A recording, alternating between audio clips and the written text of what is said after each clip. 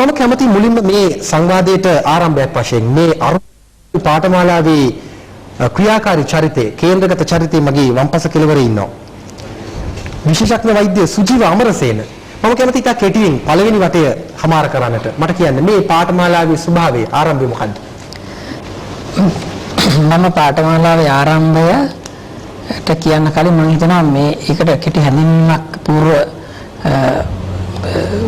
හැඳින්වීමක් අවශ්‍යයි කියලා පාඨමාලාවේ ආරම්භයට කලින් මම මේ ප්‍රශ්නෙට ප්‍රවේශ වෙන්නේ මේ රටේ අධ්‍යාපනයේ තිබෙනා වූ එක අර්බුදයක් මතු කරගෙන. මේ රටේ අධ්‍යාපනයේ අර්බුද කීපයක් තියෙන මම දකින විදිහට. එක උදාහරණ කියන්න පුළුවන් මේ රටේ ප්‍රාථමික අධ්‍යාපනයේ අර්බුදයක් නෙවෙයි. මොකද මේ රටේ ප්‍රාථමික අධ්‍යාපනයේ 97%ක් ළමයි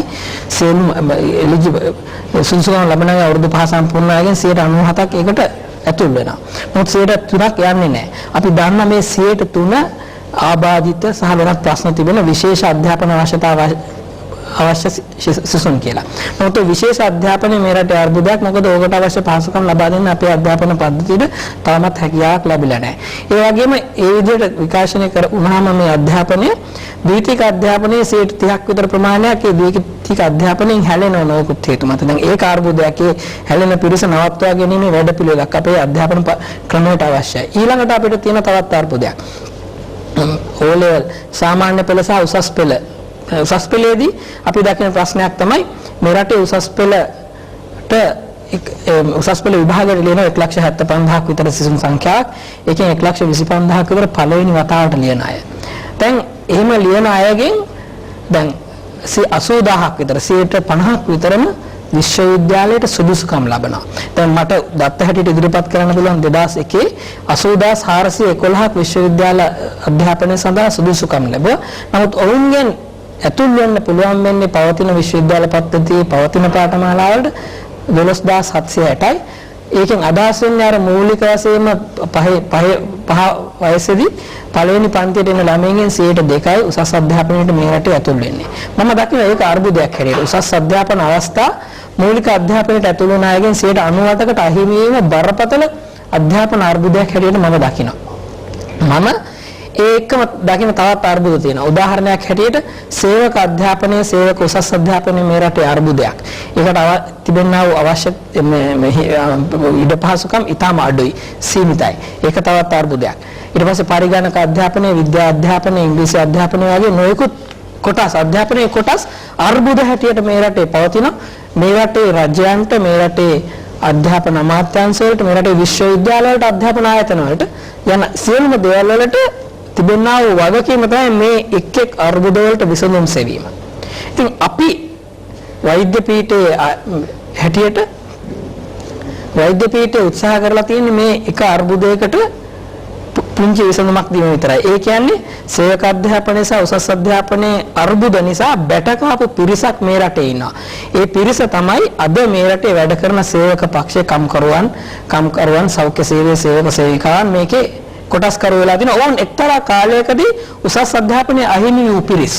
මේ උසස් අධ්‍යාපනයේ අහිමි වූ පිරිසට අද උසස් අධ්‍යාපනය ලබා දෙන්නේ කොහොමද කියන එක සාකච්ඡාවට භාජනය කළ යුතු කාරණයක්.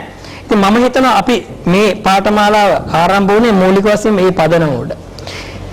ඒ පදනම උඩ තමයි අපි හෙදියන්ට සහ පෞල් සෞඛ්‍ය සේවිකාවන්ට මව්කිර දීම කළමනාකරණය පිළිබඳ ඩිප්ලෝමා පාඨමාලාවක් ආරම්භ කළ යුතුයි කියන එක වෛද්‍ය පීඨයේ තීන්දුව කරලා අනුමත කරේ. තමයි පළවෙනි දෙයන්න තමයි මේකට හේතු වෙච්ච මේ මව්කිර දීම පිළිබඳව අද පවතින ගැටලුව. අද මේ රටේ වැඩ කරන කාන්තාවන්ගෙන් රැකියාවල යෙදෙන කාන්තාවන්ගෙන් මව්කිරි විතරක් පළවෙනි මාස හතරේ තමන්ගේ ළමයින්ට දෙන්නේ 40%ක විතර පිරිසක් විතරයි. රැකියාව නොකරන ගෘහිණියන් හැටියට සේවය කරන කාන්තාවන්ගෙන් 60%ක් විතරයි. ඒ කියන්නේ රැකියාවන් කරන අයගෙන් 60%කුත් රැකියාවන් ගෘහිණියන් හැටියට වැඩ කරන අයගෙන් 40%කුත් මව්කිරි විතරක් තමන්ගේ ළමයින්ට දෙන්නේ නැහැ. ඒක බරපතල ප්‍රශ්නයක් හැටියට සෞඛ්‍ය ප්‍රශ්නයක් හැටියට මේ රටේ සෞඛ්‍ය අමාත්‍යාංශයක් දකිනවා. ඒහා වැඩ කරන සම්බන්ධ වූ ආයතනයක් දකිනවා. ලෝක සෞඛ්‍ය සංවිධානයක් දකිනවා. දැන් ඔන්න ඔය අරමුණු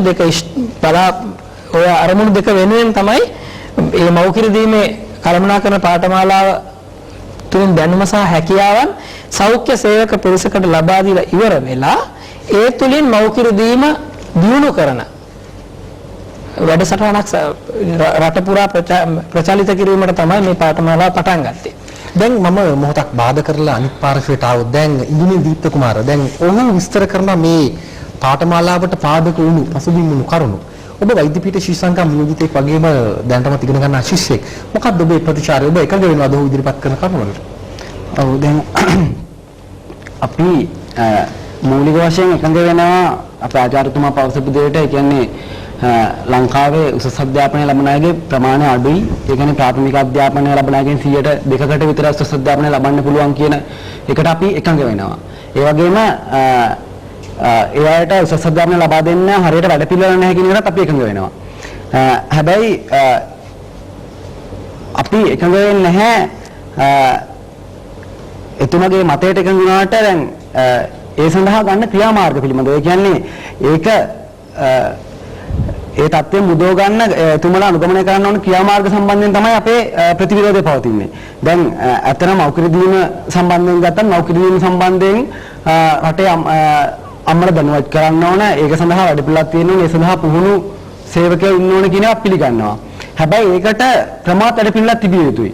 දැන් රුහුණ වෛද්‍ය පීඨය ආරම්භ කරපු ඔය මෞඛ්‍ය දීම කළමනාකරණය කියන හෙදියන් සහ පෞල් සෞඛ්‍ය සේවිකාවන් සඳහා වූ ඒ පාඨමාලාව අපි දකින්නේ නැහැ ඔය ආර්ථයෙන් පටන් ගත්තේ කියලා.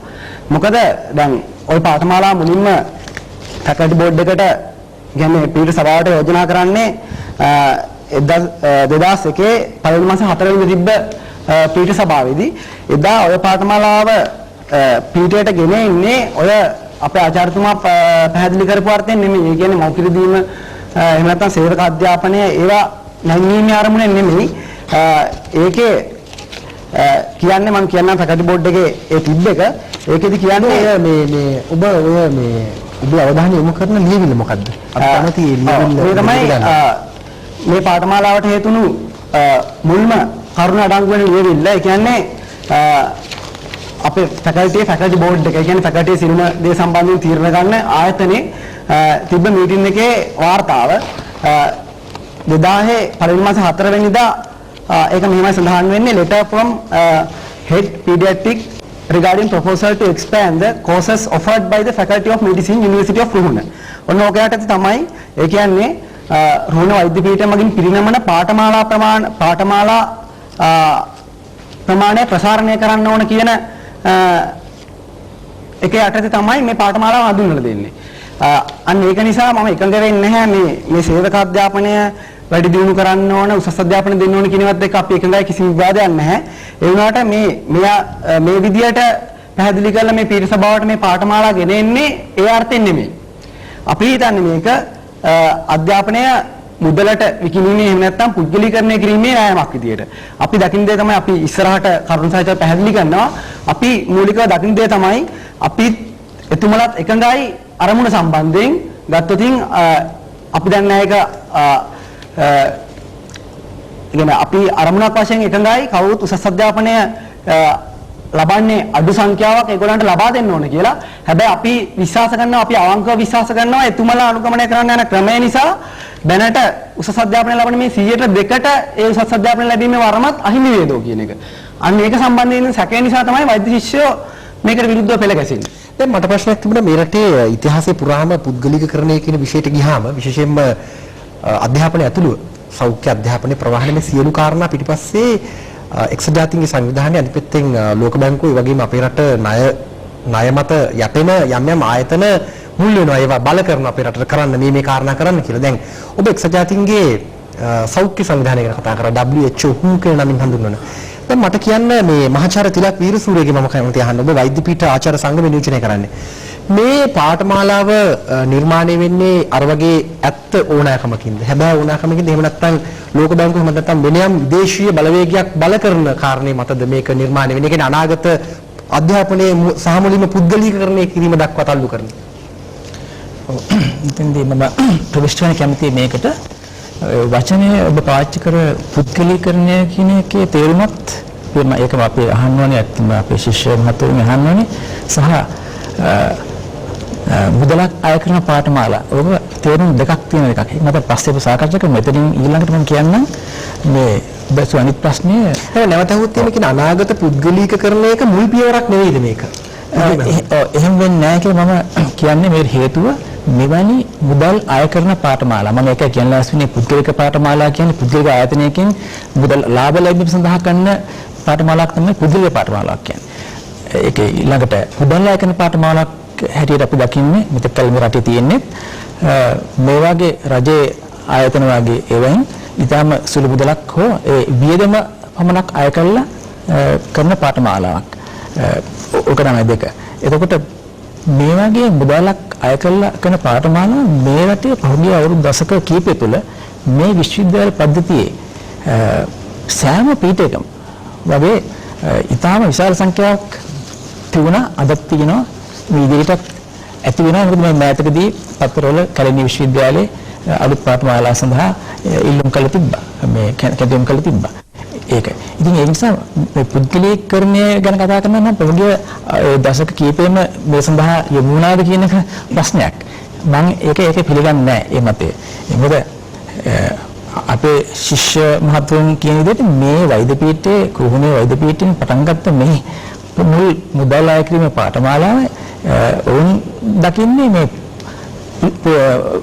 සියලු පුද්ගලීකරණයක් කිරීම සඳහා සහ නිදහස් අධ්‍යාපනයක් කප්පාදු වීම කෙරෙහිද මම ඒක දකින්නේ නැහැ. පහුගිය ආණ්ඩුවේදී අපි දැක්ක ඉන්දික ගුණවර්ධන ප්‍රසිද්ධ ප්‍රකාශයක් කරුවා මාධ්‍ය හරහා ඔවුන් එකඟ වෙලා තිබුණා මේ රටේ තෘතීක අධ්‍යාපනයේ පුද්ගලිකකරණය කිරීම සම්බන්ධ කොන්දේසි වලට. එවැනි පසුබිමකුත් මේ රටේ තිබෙනවා. ඒ කියන්නේ ඔවුන් මතු කරන කාරණේ පදනමයි. තමයි අහන්නේ නැවත එවැනි බලපෑමක් රටට තියෙන මොහොතක නේද මේ පාඨමාලා පටන් ගන්න. ඔවුන්ගේ අනුග්‍රහය මත. මට පොඩ්ඩක් උත්තර දෙන්න එකට දැන් ඊළඟට මම තවන්නක් වෙනත් තත්ත්වකින් මේ ගැන කියන්නම්. දැන් මේ පාඨමාලාව ඔබ පිළිතුර ටිකක් දුරින් උත්තර දෙන්න යන්නේ. මේ පාඨමාලාව ඇත්තටම පටන් ගත්තේ අපේ විශ්වවිද්‍යාලයේ අපේ වෛද්‍ය පීඨයේ අපේ දස අවුරුදු දියුණු කිරීමේ සලව අපි කියන ඩෙවලොප් සංවර්ධන සලස්මක් අපිට තියෙනවා. ඒක 1996 දී අපි සාකච්ඡා කළා. ඉතාලම පුළුල් සාකච්ඡා කළා, දීර්ඝ සාකච්ඡා කළා. ඇති කරපු සංවර්ධන සලස්මක් ඒක 1996 ඉඳලා 2006 දක්වා ඇති කරපු මෙන්න මේකේ අඩංගු වෙන කොසියලු දේවල් එක මේකේ එක එක මාතෘකා යටතේ මේ සංවර්ධන අපි කල්පනා කරා. ඒ කියන්නේ උදාහරණයක් වශයෙන් කියනවා නම් අලුතින් මොන වගේ පාඨමාලා තිබිය යුතුද? අලුතින් මොන වගේ යුනිට්ස් විශ්වවිද්‍යාලයේ අපි තිබිය යුතුද? ඊළඟට මේ කරිකියුලම් නැත්නම් පාඨමාලා නවීකරණය කොහොම කෙරිය යුතුද? එතකොට අලුත් මේ ගොඩනැගිලි මොනවා ගොඩනැගිලි අවශ්‍යද? ඒ සියලු දේවල් මේ ඉතාම සංකීර්ණව මේ සවිස්තර අපි මේකේ ලැහැස්ති කරලා තිබ්බා. ඒකට ඒකේ උදාහරණයක් වශයෙන් මම කියනවා නම් proposed new units කියලා අපි හුඟක් units මේ කියලා දෙනවා පස්සේ අවශ්‍ය නැත් ඒක කියන්න. එතකොට proposed new degrees and diploma courses කියලා මේක තියෙනවා. ඒක උදාහරණයක් වෙන බලන්න පුළුවන්. දැන් උදාහරණයක් වශයෙන් තියෙනවා BSc in para and pre-clinical subjects. ඒ කියන්නේ BSc in anatomy, biochemistry වෙන්න පුළුවන්. ඒ වගේ pharmacology වෙන්න පුළුවන්. එතකොට BSc in pharmacy. ඉතින් මේ වගේ අපි plan කරපු දේවල්. It's a diploma in medical laboratory technology. Certificate courses in various things like sex education, health education, environmental health. මොකද ලිස්ට් එකක් තියෙනවා. ඉතින් the BSc in nursing, diploma in midwifery. මේ වගේ අනන්ත දිග ලිස්ට් එකක් තියෙනවා. මේ යෝජනා කාගේ යෝජනාද? කවුද ඔක නිර්මාණය කළේ? දැන් මේක පීඨ මණ්ඩලය කියන්නේ අපි පීඨයේ ඉන්න සියලුම ආචාර්යවරුන් වැඩමුළු වලට සහභාගී වෙලා ප්‍රධාන වශයෙන් වැඩමුළු දෙකකින් සාහිත්‍ය අමතරව සාකච්ඡා කෙටි සාකච්ඡා කරන මේ ඔබට වන්න බලන්න පුළුවන් මේ නිර්මාණය කරපු දෙයක්. එතකොට මේ අපි ඒකේ හුඟක් දේවල් ගොඩනැගිලි අපි හුඟක් දුරට සදාගෙන ගිහිල්ලා තියෙනවා. එතකොට අලුත් යුනිට්ස් වල ලැබොරටරිස් වල පටන් අරගෙන තියෙනවා. රිසර්ච් ප්‍රොජෙක්ට්ස් අලුතෙන් පටන් අරගෙන තියෙනවා. එතකොට මේ පාඨමාලා නවීකරණය ගැන නම් සමාන දෙකක් පතා අපි සාකච්ඡා කරගෙන ඒවත් දැන් ප්ලෑන් කරලා තියෙනවා. ඒ කියන්නේ 2002 වර්ෂයේ ඉඳලා නවීකරණ සඳහා කියන ඒ වගේම අලුතින් පටන් ගන්න පාඨමාලා අපි දැන් ඉදිරියට කරන්න බලාපොරොත්තු වෙනවා. ඒකෙන් මේ පළවෙනි ඩිප්ලෝමා පාඨමාලා තමයි මේ පටන් ගත්තේ. ඒක කොහොමද එක්සත් ජාතීන්ගේ ලෝක සෞඛ්‍ය සංවිධානය මේකට සම්බන්ධ වෙන්නේ? මේ ඔබ නිර්මාණය කරපු යෝජනාවලියක් නම්. නිර්මාණයක් නම් කොහොමද එක්සත් ජාතීන්ගේ ලෝක සෞඛ්‍ය සංවිධානය? එහෙමයි. දැන් අපි පුළුවන්. ඒ අතර ඔබට වෙන සම්බන්ධය තිබුණා මේක මේ ඉතා නිදහස් සාකච්ඡාවක්. කෙනෙකු එහෙම සීමාවකට කොට කරන්න අවශ්‍ය නැහැ. කැමති අදහසක් ප්‍රකාශ කරමින් සංවාදය ගොඩනගන්න පුළුවන්. ඔව් කියන්නේ. මේකට ලෝක සෞඛ්‍ය සංවිධානය සම්බන්ධ වුණා නෙමෙයි. අපි පාඨමාලා නිර්මාණය කරා. දැන් මේ අපේ ඉස්සෙල්ලා කතා කරපු ශිෂ්‍ය මහත්මයා කිව්වා දීප්ත කුමාර ශිෂ්‍යයා කිව්වා මේ letter from head pediatrics regarding proposal to expand courses offered by the faculty කියලා අපි දෙවන පාඨමාලා වැඩි කිරීම පිළිබඳව ඒ මාතෘකාව යටතේ ඊට යටින් තිබිච්ච ටික ඔහු කියෙව්වේ නැහැ. ඊට යටින් තිබිච්ච ටික තමයි මෙන්න මෙහෙම තියෙන්නේ. The chairman said that the proposal for a diploma course in lactation management prepared by Dr. Sujiva Amarasena was submitted to the WHO together with other proposals. The WHO has expressed their support to fund this program at a cost of ₹750,000. The dean said that this is a good beginning and an encouragement to academics of other departments to initiate training programs and courses for medical and allied health personnel. The details of the course were circulated and the evaluation system presented in the meeting. The faculty board recommended the diploma course for approval by the University Senate. මේක සඳහන් වෙන්නේ මේ පාඨමාලාව විතරයි. වෙන මේ ප්‍රතිපත්තියක් යටතේ වෙනත් පාඨමාලා ආරම්භ කළ යුතුයි කියලා මේ පාඨමාලාව විතරයි මේකේ අනුමත කරේ. එහෙනම් මේ අනිත් පාඨමාලා පටන් ගන්නවා කියන කතාව තවමත් අර සිතුම් පැතුම් සමුදායක තියෙන දෙයක් විතරයි. හරි. දැන් නලින්ද ජයතිස්ස පොඩ්ඩක් කියන්න ඕනේ කියන මේ හොඳයි. සුජිවර්සේන මහත්මයා කිව්වා මේක මේ පාඨමාලාව විතරයි ආරම්භ කරන්නේ. මේ එහෙම අදහසක් නැහැ. මේක සංකල්පමය එකක් විතරයි කියලා. දැන් මෙහා පැත්තේ වීරසූරිය මහත්මයා තමන්ගේ කතාව ඇතුළේ පැහැදිලි කරා මේක පළවෙනි ඩිප්ලෝමා පාඨමාලාව තවත් ගණනාවක් ආරම්භ කරන්න සැලසුම් හදලා තියෙනවා. මේ සැලසුම් කියන්නේ අදහස් ඉදිරිපත් මෙතුමා කියන එකෙන් නිෂේධනය වෙනවා. නෑ. මේ සැලසුම් වල යෝජනා හැටියට තියෙනවා විතරයි. සැලසුම් යෝජනා බව අවුරුදු 10කින් හරි 25කින් හරි පටන් ගන්න පුළුවන්. ප්‍රතිපත්තියක් හැටියට පොඩ්ඩක් හිතුව අපි ඉන්හාසේ කතා කරමු. ඔයගොල්ලන්ටත් අපි කියන අපි හොඳට අහන් ඉන්නවා. මේ සැලසුම් මෙහෙම යෝජනාවල් ඉදිරිපත් වුණාට පාඨමාලාවක් සකස් කරන්න අඩුම ගණනේ මූලික වැඩ කටයුතු කරන්න අවුරුදු 2ක් යනවා. දැන් මේ සැලසුම මේ ඩිප්ලෝමා පාඨමාලාව සකස් කරේ 1999 අවුරුදු 2කට කලින් මේක සකස් කරලා මේක ක්‍රියාත්මක කිරීම සඳහා අවශ්‍ය කරන ආධාර ලෝක සෞඛ්‍ය සංවිධානයේ 1990 ඉල්ලුවා. නමුත් ලැබුණ නැහැ. 2000 ලැබුණ නැහැ මේක. 2001 පෙබරවාරි මාසයේ මේ පාඨමාලාවට ආධාර ලැබුණා. මේක ලෝක සෞඛ්‍ය සංවිධානය අපිට බල කරලා කරපු දෙයක් නෙමෙයි. අපි පාඨමාලාවක් නිර්මාණය කරන ඒ නිර්මාණය කරපු පාඨමාලාව ආරම්භ කිරීම සඳහා අවශ්‍ය මූල්‍ය ආධාර ඉල්ලුවිට ලබා දීම පමණක් කළා. ලබා දීමට එකඟ වුණා. මේ සියලු මුදල් ලැබිලා නැහැ තාම. මොකද මුදල් වලින් භාගයක් ලැබිලා ඊටු දෙන්නේ ප්‍රගති සමාලෝචනයකින් පස්සේ. ඉතින් මේ මුදල දෙන්න ඔවුන් එකඟ වෙලා තියෙනවා මේ ගිවිසුමක් මගින් අපේ පීඩාධිපතිතුමා එක්ක. ඉතින් එච්චරයි වෙලා තියෙන්නේ. දැන් මම මෙහෙම හෙව්වොත් මැද්දේ බාධා කළා. ඒ කියන්නේ දැන් එක්සන්ත අපි මේ තත්ත්වයන් නිරවුල් කරගෙන මේ සංවාදයේ ඉදිරියට ගොඩනගන්න වෙන්නේ එක්සත් ජාතීන්ගේ සංවිධානයටම සම්බන්ධ අනුබද්ධිත ආයතන තමයි ලෝක බැංකුව සහ ලෝක සෞඛ්‍ය සංවිධානය.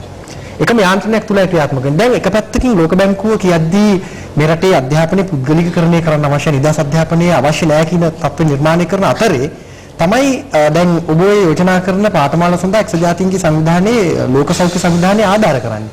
දැන් මේ සැකයක් මතින් සාධාරණයි නේද? මම හිතන්නේ කිසිම සාධාරණ සැකයක් ඒ තුළ මතුවෙන්න පුළුවන් කියලා. මොකද මේ තියෙන්නේ මේ රටේ පවතින උසස් අධ්‍යාපන වැඩපිළිවෙළවල් පෞද්ගලිකකරණය කිරීමේ වැඩපිළිවෙලක් නෙවෙයි. මම පෞද්ගලිකකරණ හැටියට මම දකින්නේ මම වැරදි නම් මේ ශිෂ්‍ය සහෝදරවරුන්ට මහත්වරුන්ට ඒගොල්ලන්ට කියනවා මෙතරයි වැරදි කියලා. මම පෞද්ගලිකකරණය කිරීම හැටියට දකින්නේ මෙන්න මේ වගේ දේවල්. දැනට පවතින පාඨමාලාවලට ශිෂ්‍යයන් සහභාගී වන නිදහස් අධ්‍යාපනයේ මුදල් නොගෙවා මුදල් ගෙවන්න කියලා කියනවා නම් ඒක පෞද්ගලිකකරණය. ඒ කියන්නේ දැනට අපි වෛද්‍ය පීඨයේ MBBS පාඨමාලාව තියෙනවා. මේ පාඨමාලාවට මුදල් ගන්නේ නැහැ.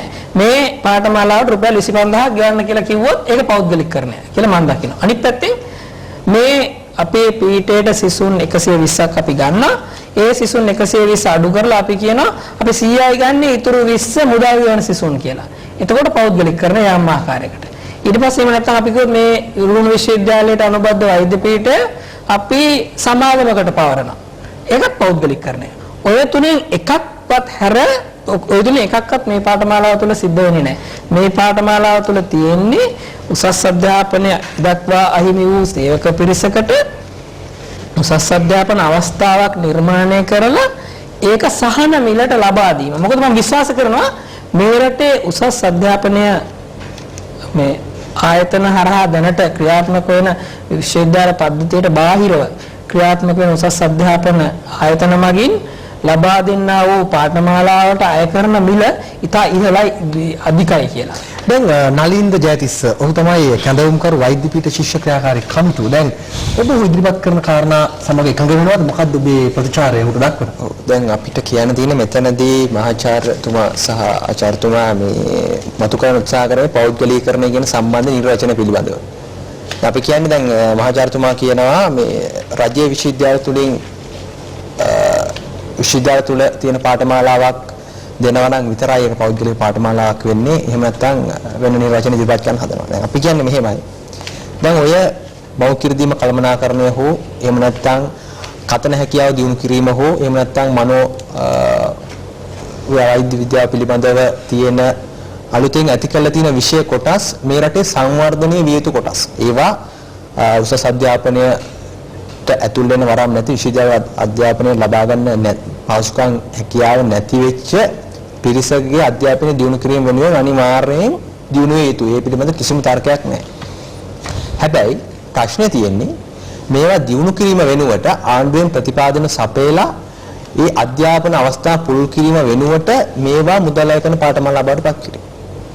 දැන් අපි දන්නවා දැන් එතුමාලා මතු කරන උත්සාහ කරා මේ වෛද්‍ය පීඨ ඇතුලේ තියෙන පාඨමාලාවක් එළියට අරගෙන ඒක මුදල් ගෙවලා කරන පාඨමාලාවක් කරොත් ඒක තමයි පෞද්ගලීකරණය කියලා. නේද? හෙද අධ්‍යාපනය තුල තියෙන එක් කැලක් විෂය කොටසක් මෞඛ්‍යදීම කළමනාකරන කියන විෂය කොටස ඒකෙන් එළියට අරගෙන විෂය පතේ මුදල් ගෙවලා කරන පාඨමාලාවක් බවට පත් කිරීමත් පෞද්ගලීකරණය කොටස. ඒක නිසා අපි මෙතනදී පෙනී හිටින්නේ වෛද්‍යසුන්ගේ අධ්‍යාපනය විතරක් නෙවෙයි මේ රටේ සමස්ත අධ්‍යාපන ක්‍රියාවලිය වෙන. ඒක නිසා අපි කියන්නේ ඔය සියලුම ශාස්ත්‍රයන් දියුණු විය යුතුයි.